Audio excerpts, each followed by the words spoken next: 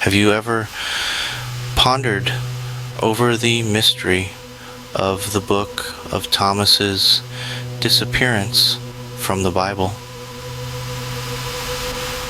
The intrigue surrounding this question has left many a mind in a state of curiosity for centuries. Our journey begins in the early days of Christianity, a time of immense spiritual exploration and theological formation. In this era, many texts were written, each offering a different perspective on the life and teachings of Jesus Christ. Among these texts was the Gospel of Thomas, a collection of 114 sayings attributed to Jesus. Unlike the canonical Gospels, the Book of Thomas did not offer a narrative account of Christ's life, but rather a compilation of his wisdom. As we venture into the 2nd century, we find the early Christian church in a state of flux, a multitude of texts, each with its own interpretation of Christ's teachings, led to a fragmented understanding of the faith. Such a situation called for consolidation, and thus the process of canonization began. Canonization was the Church's method of determining which texts were divinely inspired and thus suitable for inclusion in the biblical canon. It was not a hasty process, nor was it taken lightly. It was a painstaking task that took centuries of debate, contemplation, and discernment. As we move into the 4th century, we see the church leaders in an attempt to create a unified Christian doctrine, deciding on the canonical Gospels. Matthew, Mark, Luke, and John became the pillars of the New Testament, their narratives forming the accepted biography of Jesus Christ.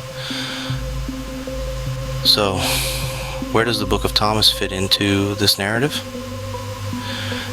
Well, it didn't.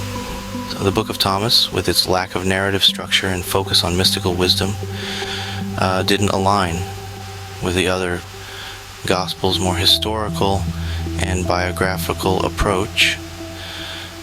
This discrepancy, coupled with the book's late discovery and doubts about its authenticity, led to its exclusion from the canon. However, the story doesn't end there. The Book of Thomas, while absent from the Bible, has not been lost to history.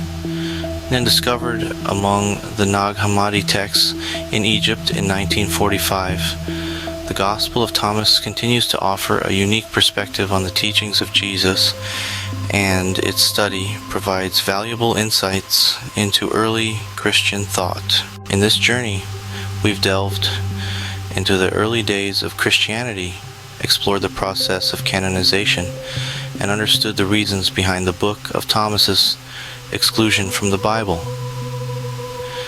We've seen how theological, historical, and structural differences led to its removal, and how, despite this, the Book of Thomas continues to hold its own unique place in religious study.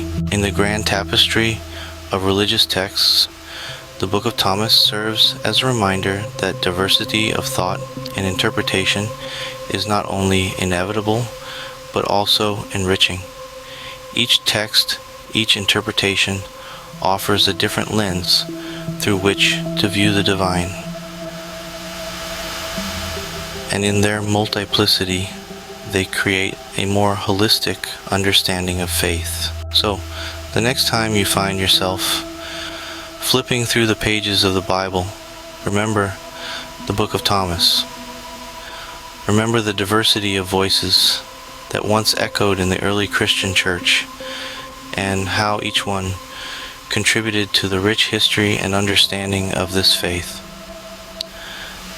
The Book of Thomas may not have found its place within the Bible's pages, but its influence and value in the study of early Christianity remain undeniable.